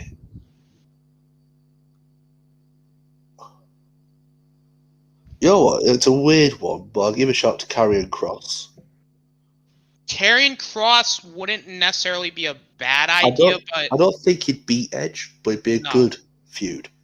It would be like a good short-term feud for the title. Yeah, like the stopgap. You know what I mean? Austin Theory could work. Theory could work, but it's just like I think now. I wouldn't say he'd win it, but another good feud for Edge if he was world title, world champion. Um, But the question is like, other than Drew, who does Edge drop the title to? If that would be the case, like, we're not saying it's actually going to happen, but we're saying if this is a hypothetical scenario. This is what WWE fans are all about, the hypotheticals. Yeah. So it depends on the draft, really. It depends on who goes where. But if you look to SmackDown superstars who could potentially go to Raw, I mean, Bobby Lashley's a really choice, but I just don't see them two working well together in the ring. But you've seen Edge and Roman have great matches. I mean, I actually wouldn't mind a Bobby Lashley Edge match. I think that would be interesting. Randy Orton, maybe, or they could run it back one more time, but I just don't see that working. No, the Randy thing wouldn't make sense because personally, if Randy comes back, I just have him be a baby face because I just can't see the crowd booing him at that point. Like, yeah, he's gotten to that point in his career where I just don't see people booing him. But in 2020, he was one of the highest heels in wrestling. So, oh yeah, that was some of the best work he did in a long time, and then it just he should have won the title at SummerSlam. That's really what killed. What killed it. Yeah, I think for a good, another way to elevate this man's career, I could say Edge does an open challenge. I've said this to you before. Like, I wish if Cody won the title, I wish he faced Montez Raw after Mania in like an open challenge. But if Edge has the title, I think him and Montez could have a great match. I think so too. Like, maybe not Montez winning it, but give him like a good enough performance to where you then start building him up to a main eventer. Yeah. Like, I don't think Montez should win a title like this year, but it's having those matches where you can showcase him. Yes. And then you take it from there. But, I agree. A heel Drew, especially with what we've been hearing about him recently, you need to give Drew like something. And I think this could be it. What's up, Basco? Yo. What's up, Guyscar? Yeah, there's a lot of possibilities with this. I would personally like to see Edge win the world title if they bring it back, which at this point it might not even happen. But if they bring it back, if you're gonna bridge the gap between like the old world heavyweight title like lineage and the newer one, I would say have Edge win it, just because it would be like how Tommaso Ciampa won the NXT title on NXT 2.0, like bridge the gap between the old NXT and new NXT. Just mention it now. Ciampa and Edge would be a great match. It would be a very good match. Yeah, Ciampa is a heel as well. Ooh. I just can't wait for him to be back, man. But the question is, do you think, though, and I'm going to sidetrack here again, do you think DIY is going to reunite and face Owens and Zayn at SummerSlam? No, I don't think Ciampa will be back by then. And I don't think they'll have enough time to develop it. And to be honest, I think the team that could beat Sami Zayn and Kevin Owens is the Creed brothers. But that would be a good way down the road. Yeah. I think the only way Sami and Kevin lose the titles is to their own demise. Yeah, I mean, I think they could go. This is my fantasy booking again. They lose the belts, or maybe around or after SummerSlam. Kevin turns heel on Sami. Kevin wins the world title from Cody, and then the main event of WrestleMania 40, or one of the matches for Mania 40, is Sami Zayn, Kevin Owens for the title, and Sami Zayn gets his moment and wins the world title. There is that, but I just don't. I don't want to see Sami Zayn versus Kevin Owens again. I think they've done it too much, and it's kind of you're milking the cow dry at that point for me. I think if they are to separate, you've done it so many times now, where whatever you do now just gets boring, and you kind of predict it. Sure. Yeah. I don't know. It's interesting with those. So anyway, so you got Seth, who I think gets some plaudits. Who else? Sheamus. I think this is the best work Sheamus has done in his entire career. Yeah, I agree. Gunther has been absolutely immense. Austin Theory has done great with the US title, which I think if we were to do a category for like underrated / overrated, like or like I don't know, like the biggest rise up from last year, you gotta say the mid card titles. Yeah. Um, which kind of is a testament to Austin and Gunther. Because remember how last year we were basically like we were shitting all over the mid card titles because they were like they no were one cared. terrible. Yeah, they were. Like Shinsuke was the champion, and no one knew he was. Ricochet won the belt off him, I believe, as well. And the US title, Finn Balor and Damian Priest were having forgettable matches. Which was shocking to me because, their match in NXT in your house, like I think it was like 2020 during the pandemic. Like I thought that match was pretty sick. Yeah. Now branch off to AEW. I think Bryan Danielson.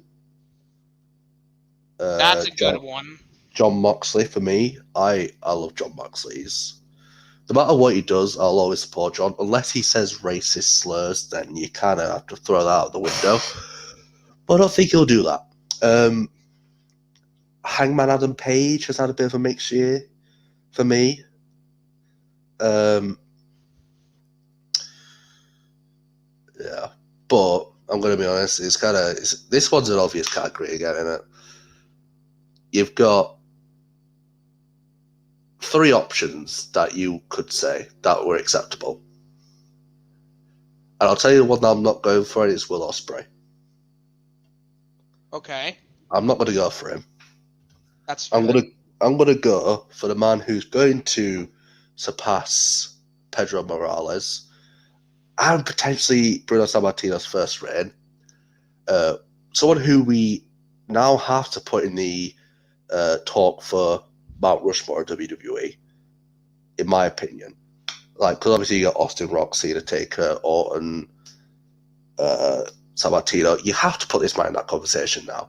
6-time world champion, 7-time WrestleMania main eventer, the first man to main event 3 Manias in a row with the same title, the man who's beaten the likes of Goldberg, Brock Lesnar, John Cena, Cody Rhodes, Kevin Owens, Finn Balor, Daniel Bryan, Cesaro, Braun Strowman, Jey Uso. I think I'm naming pretty much every single one of his opponents, so I'm going to stop now. He is the Tribal Chief, your head of the table, the undisputed WWE Universal Champion, Roman Reigns. That's another obvious choice. But is it the wrong choice? See, that's the thing, because I think Jon Moxley should get the AEW portion of the Male Wrestler of the Year. I mean, this guy literally gave up his vacations, literally just to they're like, hey, we know you got to go on vacation, but we don't have anybody right now. Can you just come back for a month or two, have the title, so you could just do the thing with MJF, and then John's like, fuck. And then he's like, all right, I'll do it. Rocky 3, Punk. The man who has never watched Rocky a day in his life, CM Punk. Bro, I was like, wow. Jon Moxley for AEW, wow. I would have to go with him. I mean, I don't know if you would agree with that, or... I mean, he's a strong contender for me. Honestly, MJF, whenever I see a video of him on YouTube, like promo for AEW, I watch it and I'm just like, damn, this fucker good. And even his matches as well, like, he's not the traditional wrestler. No. Like, you see Ross, if Moxley is, like, at AEW, he wrestles every week. MJF, he's 25, 26? And he's one of the hottest stars in the business. Yeah. And the bidding war of 2024, whatever, he's literally wrestling 4 times a year. And what's the saying? Absence makes the heart grow fonder. And every time you see an MJF match, it's a banger after banger after banger. CM Punk MJF Bryan Danielson. Just those two. I don't even need to mention anything else, but those two, for me, trump anything Moxley's done this year. And yeah, I appreciate he came back. and didn't go into vacation just to make sure that AEW wasn't in a compromised position. But with MJF, the world title will never be in a compromised position because of how damn good he is. But this is pretty much apples and oranges, mate, I'll be honest, because I love Jon Moxley, but I just think MJF is literally the greatest thing to come out of wrestling since Roman. I mean, to be fair too, I mean, I kind of now starting to agree with the MJF thing, because like literally no matter what, the main thing that they've been talking about this year was either the MJF was one of the most talked about things this year. Like, you had the whole like shoot promo thing. You had him becoming the Joker and winning the casino ladder match. He came back winning the world title. He basically punched like William Regal's like he punched him out of AEW. He had a great match with Bryan Danielson. And now it's looking like he could be in a fatal four-way with Sammy Guevara, Darby Allin, and Jungle Boy. The pillars of AEW. I mean, I kind of have to agree. You know what? I didn't even know you were cooking like that, Shadow. Not gonna lie. So MJF, honestly, like, he is such a unique performer, and it's the fact that he's so good on the mic. Like, he's one of the best promo guys I've ever seen. He's up there with Dwayne for me. But because of that, you kind of forget how good he is in the ring. Exactly. Like, I appreciate Jon Moxley, but yet again, he's second place in another company. Yeah. And then, I'll let you speak on Roman because he's your guy. I'll be honest. Over the last 3 years, you've been the biggest Roman Reigns advocate I have seen. So for the WWE side of things, of course the obvious choice would be Roman. I mean, let's be real here. I mean, the guy's literally like dominant run. I mean, he had a banger match with Seth last year. He had a banger match with Drew. Brock, he had a Sammy. Fantastic match with Brock at SummerSlam. I think he had a pretty good match with Riddle.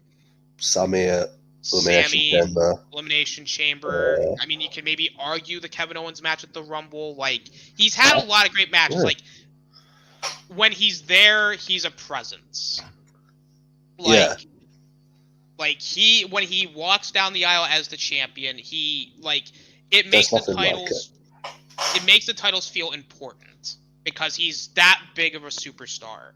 So by that standpoint, I have to give him Wrestler of the Year, right?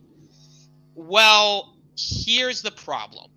Oh, okay. I like this twist. Go on. I think that the problem is Roman, as his character has, and I'm still going to be a Roman shill. I think I'm still on the bandwagon, but he has gotten a bit stale in a sense. Like, he's still very entertaining. The stuff with the Sami Zayn bloodline stuff has been phenomenal. But after a while, the matches start to get formulaic. It's like Roman dominates, the babyface comes back, there's a ref bump, shenanigans happen, spear or guillotine, and then Roman's still the champ. Who have you gone with? This is intriguing. I think for Male Wrestler of the Year, this might be controversial or not controversial. I have to go with Sami Zayn. Oh no. When it comes to somebody who managed to rebuild himself, I think Sammy did a fantastic job over this past year, like almost like rejuvenating himself, because before this he was kind of nothing really. He lost to Johnny Knoxville. True. I mean, that in itself was entertaining, but Sammy was just lost. He was seen as fodder. Pretty much. But I'm going to be honest, throughout this entire thing, I didn't think about Sammy, but I remember walking home from work. I remember texting you saying if you still want to do this tonight. And I was thinking, yeah, Sammy was world class this year. Even Kevin Owens said it. If this is anyone's year, it's Sammy. But then when it came to writing down my stuff, Sammy didn't even reach my mind, which I am stupid for. Because that man, I'm going to use Cody's words here, went from undesirable to undeniable as one of the hottest properties in WWE. And even around Elimination Chamber time, we were hearing people say, Cody, Sammy, Roman at Mania. Or Sammy should beat Roman and be the champion going into Mania. And let's be honest, I think you can agree with this. The Sammy Bloodline story has been some of the best storytelling I have seen since... I mean, this is probably the best story that I've ever been present to witness. I agree. Yeah. And it not to mention the reaction Sami Zayn got in Canada. That was... chills. Yeah. They literally... And this is just a testament to Roman, and this kind of... It's going to flip your argument on your head here. Roman allowed himself to sit there and to let the crowd stir for 5 minutes before they even locked horns. The first 5 minutes of the match, they did not even touch each other. The crowd did the work for them in that match. I agree. It worked well. And, I just want to say, Sammy's spear was insane. The one that he did the SmackDown after Royal Rumble, that was the cleanest spear I have seen in a while. It was very clean. So, honestly, you've got Sammy, you've got Roman. If you're looking at recency, you could say Cody, but he literally spent 8 months of the year out. Right. So you can't put him in. No. But there is just one more guy. His name, I'm going to be honest, not for Wrestler of the Year, but for just person in WWE for the year, Triple H. He rejuvenated WWE. And since SummerSlam, I've watched every single premium live event, even though, and I've even watched every SmackDown on Raw, even though it goes up till 4 o'clock in the morning for me. Because that is what Triple H has done. He's got me interested in reinvigorating the product again. And I'm loving WWE right now. And when I heard that Vince was in control of the Raw after Mania, it sunk. My heart sunk because I love what Triple H is doing. Mine too. So, obviously, rest of the year, you got MJF and Sammy/Roman.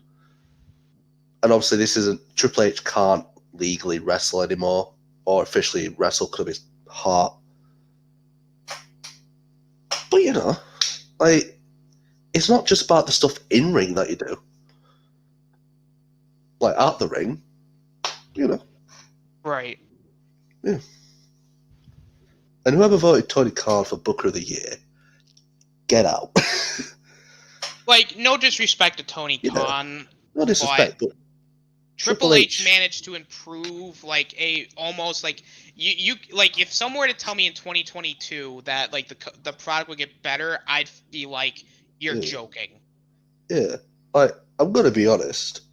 Up until Triple H took over, I thought my GM mode had better stories than actual WWE. Pretty much. Yeah. And what Triple H has done, if Vince was still in control of WWE and didn't retire and then come out of retirement, because he's a bit of an idiot, I don't think WWE would be as much as it is today. I don't think that Endeavor deal would have happened that easily. No. Like, Triple H has taken a dying 17-year-old dog and has turned it into a pristine border collie. Exactly. So, I mean, I don't know. I think MJF is kind of locked on in the AEW department. So, Roman, Sammy, or Triple H? I'm not going to give it to Triple H because while he did improve the company, he didn't wrestle. So, I mean, we kind of have to take him out of it. Not to his own fault. I can guarantee you that if Triple H wanted to wrestle, he would. Yeah. But, yeah. I mean, I just wanted to give Triple H his flowers because I think he deserved them. That's why I've decided to make a new award, the Roman Reigns Award, and Roman Reigns is the first official winner of the Roman Reigns Award. Let's give him all a round of applause. Well done, Roman. Well deserved. There, so now people can't say that Roman did not get an award this year. Well, he did get an award. So you're really pushing Sammy here. Okay. I mean, you've explained it, yeah. I don't disagree strongly, but I just does Sami Zayn happen without Roman Reigns? That's what I'm trying to get at. That's true, but at one point, Sammy was even more popular than Roman. But that was because of Roman invigorating him into the bloodline and their story. I think before the bloodline, like we said, Sammy was literally in catering with Shanky. They were just eating the grid catering in the back. Yeah, and now with the bloodline, I think Roman said this in the Ariel Helwani interview that he did. Roman gets guys like Sammy, guys like the Usos, Solo, Paul. He brings them up with them. And as we've seen recently, Sammy is considered one of the top guys in WWE. Maybe not internally, but to the fans, yeah. The Usos are considered the greatest tag team in history. Maybe the Wild Samoans are up there as well. The Dudleys, you know. Solo is one of the biggest rising stars in the world. Paul Heyman, the greatest manager of all time, in my opinion. I know Bobby Heenan's there, but, you know, no manager has managed more world champions than Paul, so there's a pattern there. So I'm going to agree with Sammy, but I'm going to put an asterisk on it and say, does Sammy now happen without the bloodline? That's a fair point to look at it, but I mean, even with the asterisk, I mean, we can't deny that Sammy didn't like. So I mean, yeah, it's not like Sami Zayn was incompetent. No, but Sammy was given the right story by the bloodline. They got the story right, and thus Sammy got it right. So it's not like they bloody gave it to Madcap Moss who flopped it. Sami Zayn added that element, and he had that element within him. It wasn't Roman Reigns didn't just put it into his personality. Like, here you go. Like, Sammy had these qualities already, which clearly creative saw, Roman saw, Paul saw, because Roman pretty much writes his own programs now. He writes his own creative alongside Triple H. The other people involved in Roman's creative nowadays is Roman, Triple H, Paul Heyman, and the person that Roman's working with. Very interesting. No wonder why this man Roman gets all the best stuff. Because he's got that freedom to do so. And so clearly there's also it with Sammy. And that is true. It shows. But, obviously, the reverse argument, like I said, you can give someone the opportunity, but it's up to them to deliver, and Sami Zayn did deliver on a massive scale. And he did. Yeah. So, I do agree with Sammy, but Sammy is pretty much... It doesn't happen without the bloodline, but Sami took the opportunity. And ran with it. Yeah. And like you said, in November, I believe, like from War Games to the Cena tag match, Sami was more popular than Roman, which is very difficult to do in this modern era. So, Roman gave him the chance, but Sami was the one to make the chance just the biggest thing that he's ever done. And yeah, I think Roman's the obvious choice. We've given him an award because you can't go without a reward for Roman. So it's just, yeah. Sami was the hottest thing this year. That's why the official male wrestlers of the year for both AEW and WWE is MJF and Sami Zayn. And with that, that concludes the first ever award ceremony. We're going to do a quick recap. MJF and Sami Zayn won the Wrestlers of the Year. Female Wrestlers of the Year were Rhea Ripley and Jade Cargill. Tag Teams of the Year were the FTR and the Usos. Breakout Star of the Year, or Breakout Stars, are LA Knight and Solo Sikoa. Yeah. Gunther and Sheamus won Match of the Year. Brock Lesnar lifting the ring with the tractor was the WTF Moment of the Year. Return of the Year was Bray Wyatt. Pay-per-view of the year, Clash at the Castle. Best title reign was Gunther's Intercontinental Championship title run. The best stable of the year was the Bloodline. The Roman Reigns Award, of course, Roman Reigns. Worst wrestler of the year, Happy Corbin. Worst match of the year, Bray Wyatt, LA Knight in the Mountain Dew Pitch Black match. Worst pay-per-view of the year, with the asterisk on it, WrestleMania Backlash. Worst title reign, Ronda Rousey's SmackDown Women's Championship run. And Damage Control was worst stable of the year. Shadow, what did you think about the picks? I mean, I think they were the right ones, let's be honest. And I think with the added WWE drama, I think it made these picks more interesting. Yes. Because WWE has gone through a massive change this last year. Unlike, very massive. I don't know, like if you did this in 2019, there'd just be the boring options. Yeah. But you got so many fresh options now, and it makes it a lot more interesting and a lot more gives you more variety and a bigger dynamic to what you could pick. And obviously, yes, worst pay-per-view, WrestleMania Backlash, you can argue it, but you know what? It took Austin about 5 minutes to try and think of some. And he couldn't get any, so wanted to move on, and I used my veto. So, yeah, pretty much. But with that being said, we will be back. With another award show next year. We'll be talking about. Hopefully, we'll be talking about basically same awards. Now, in the meantime, good old wrestling. I want to bring this back. I love talking about wrestling. I think we're gonna have to bring this back, Shadow.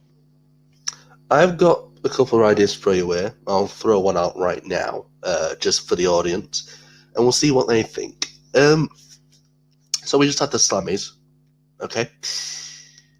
I remember in SummerSlam 2021, before Roman and Cena had their title match, we did a certain Good Old Wrestling where we picked, I believe it was 10 superstars, and we had to pretty much write their storylines from then until WrestleMania. Do you want that to be like a SummerSlam-esque, like kind of like a special event type of like something like this? What if we do that again on SummerSlam weekend? I would love to do that. So that's one for you guys.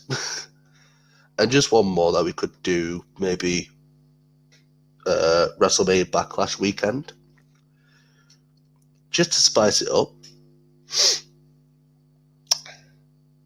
Obviously, Roman will reach the 1,000-day mark at, I believe it's SummerSlam, or is it just after SummerSlam?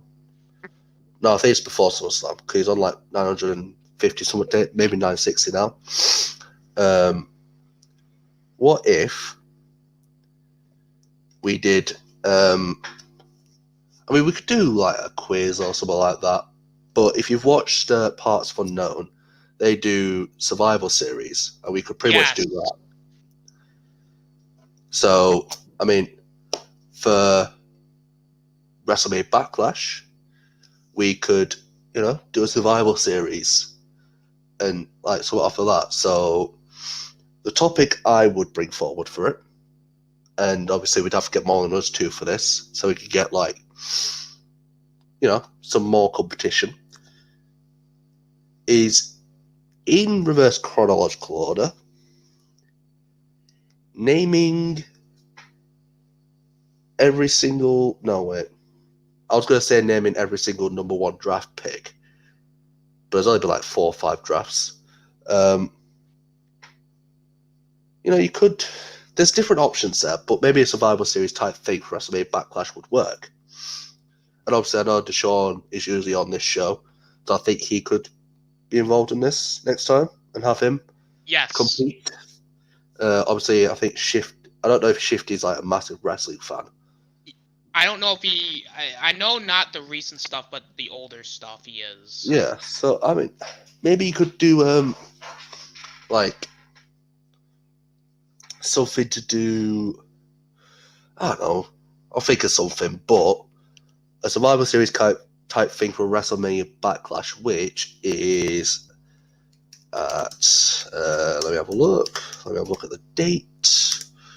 WrestleMania Backlash. When is it taking place? I know it's taking place in Puerto Rico. The 8th of May, which is about a month's time. So, we could build it up. And, if we get bored from then to now, we could put something in the middle. Like, I don't know, maybe we could do our first WWE 2K23 stream.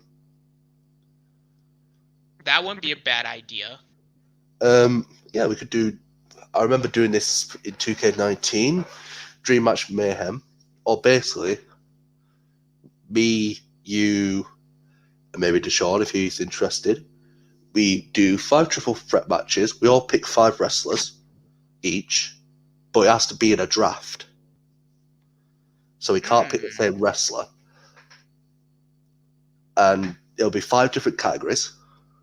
So you can't just go for like the 5 matches, Roman, Brock, Drew, Cody, Seth, Randy. Like, different matches have different categories. So for the first match, you could say past Royal Rumble winners.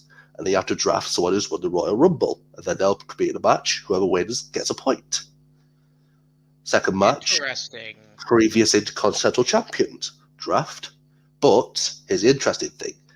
You can't pick someone who was also a previous Royal Rumble winner. So if you pick someone who's an IC champion, they couldn't have won the Royal Rumble beforehand. So you could name Gunther because he hadn't won the Royal Rumble. But you couldn't name Shawn Michaels because I think he has won the Rumble. Yes. Yeah, he has. He won from number 1. So you could pick Shawn Michaels. And then the third one could be past Mr. Money in the Bank winners. And then the fourth one could be Hall of Famers. And then the last one could be past world champions. That's not a bad idea. So if you want to see that before we do the Survival Series thing on WrestleMania Backlash weekend, then there you go. 3 ideas, all there for you. That's not a bad idea either. I wanted to maybe also do like a review series of sorts of like older wrestling content. Like, we'll go into like maybe like a past era of stuff and maybe do reviews of like something like that. Because I was thinking one of the review series we could do is we could go back into the dreaded NXT 2.0 and try and figure out, was it any good? I mean, we could do NXT PLEs or whatever they were. Like, there weren't many, but because it was like they did NXT in your house, but it was like on a Tuesday, so it's just not one episode of NXT or something like that. Yeah, we could do that. And then maybe what we could do for when Roman Reigns hits 1,000 days as champion, we could review his title defenses. We could do a ranking stream of all his title defenses. Bingo. Let me check when Roman hits his 1,000 days. I was also thinking we could do maybe like we could review old Nitros and old WCW pay-per-views, like kind of go back and see like almost like the rise and downfall of WCW and the Monday Night War type of thing. We could do that. Okay. So 27th of May, 2023 is when Roman will reach 1,000 days. I mean, I'd be down for that. Well, the people know what to do. If you want to see it, click like, click subscribe, and your dreams will come true. And if we reach... How many subs are you on right now, Austin? I am currently on 278. If we get to 350 subs before we do the SummerSlam storylines, I will get Austin to dress up as Stone Cold Steve Austin for that stream. No, better yet, I will dress up as Vince McMahon during that stream. And if we reach 400 subs, I will dress up as Brock Lesnar. Oh, hell yeah. Boys, subscribe. You know what to do. Yes. Alrighty, guys. So we went over 2 hours. Really? We're basically done. I want to thank everybody in the chat. I want to thank Deshaun, Basco. I think Jason Lee was in the chat. Guys, thank you. We appreciate it. I'm going to go around the panel to let everybody know where they can find, or well, I guess let Shadow know where, I know why I said everybody, but Shadow, tell everybody where they can find you at. Do I reveal my IP address or like? I don't know. I don't think so. No. Okay. Well, I've got to be honest. I don't really upload much nowadays because time is not really on my side in terms of a abundance of it. But I have been working on a couple of things. I've got my final major project at college, so that will be probably uploaded in like June time. So it's like a full-on like short film, and I think it'll be interesting. I think I'll have it. Jesus, I think I'll have a trailer out for it like mid-May. So I mean, if you want to see what I've been doing the last 2 years, that short film will kind of epitomise it all. But besides that, after college is done, I'll probably start coming back into the YouTube scene, and yeah, I'll be rocking and rolling. But also, I mean, yeah, I do like to chat shit on Twitter as well if you're interested in that. So yeah, find me at PF Shadow Hunter on Twitter. And yet again, obviously there was one more award we've got to give out. GM of the Year goes to me because I'm just the greatest. So yeah, I'll now pass you back on to the B-rated GM, Austin. B-rated? You know who's the number one right now, buddy boy? B. Oh, yeah, for 3 episodes. For the rest of besides those 3 episodes, who was on top? I still am. Who was on top besides those 3 episodes, Austin? That's besides the point. It's more about who's on top at the end. Yeah, which, by the way, I'm hoping we can either bring a satisfying conclusion to, or continue with GM mode, because honestly, looking at it compared to 2K23, it's leaps and bounds better. Oh, so, yeah, no, 2K23 is, like, way better from what I've seen. So... Oh, but you can do multiple GMs, so I wonder if we can get Sean into this. We could do 4 GMs.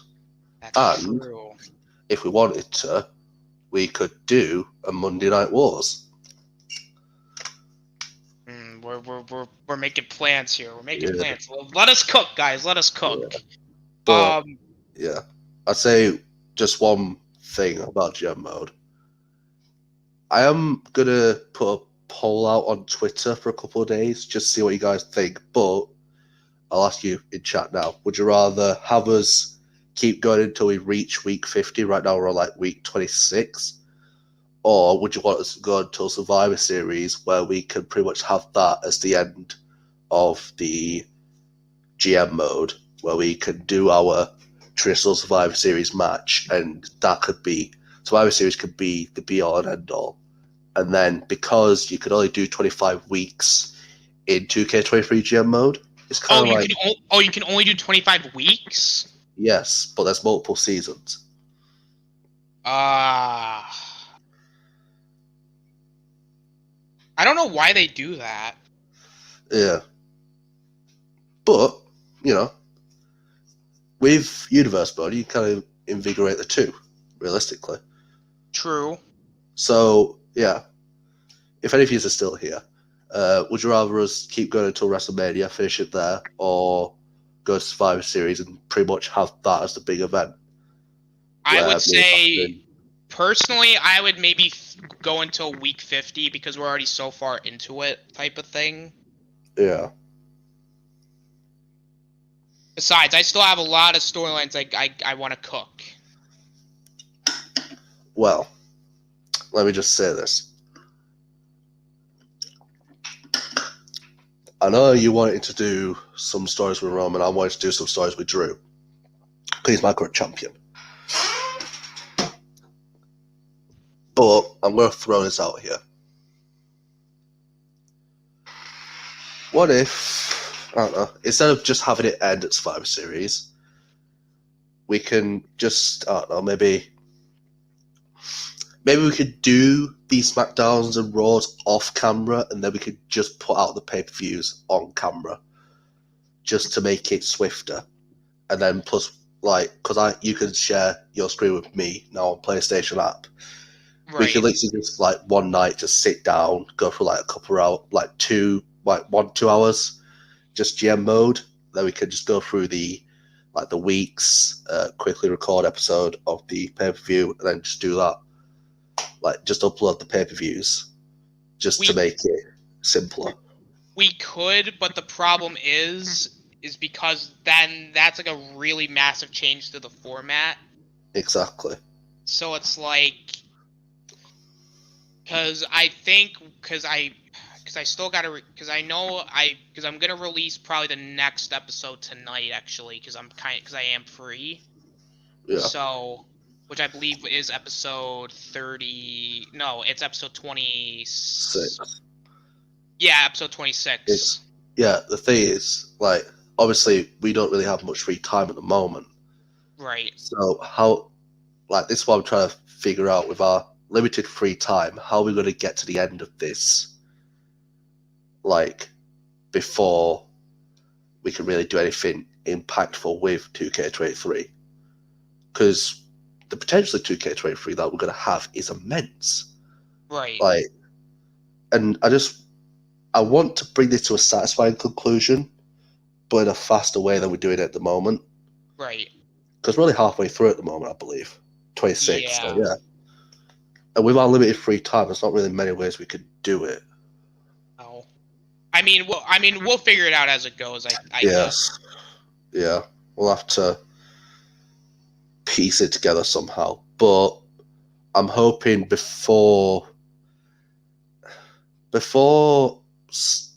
middle of summer, we can get to 2K23. Before SummerSlam, hopefully, we can get to it. Because SummerSlam's happening in July again, so. I thought it was in August. I don't know. It's SummerSlam, innit? It took place in July last year, so you never know. Well, we'll figure it out. Exactly. And yeah, that you basically just find me on my channel. You can find me at Chaos Central for the roundtables, Basco Snare for the hangout. You just find me everywhere. Ninjoid's channel, Star Wars Network, and yeah, that about wraps it up, guys. So thank you guys for watching. This is the Austinator and Shadow Hunter signing out. Peace. Peace. And in life is found a solace.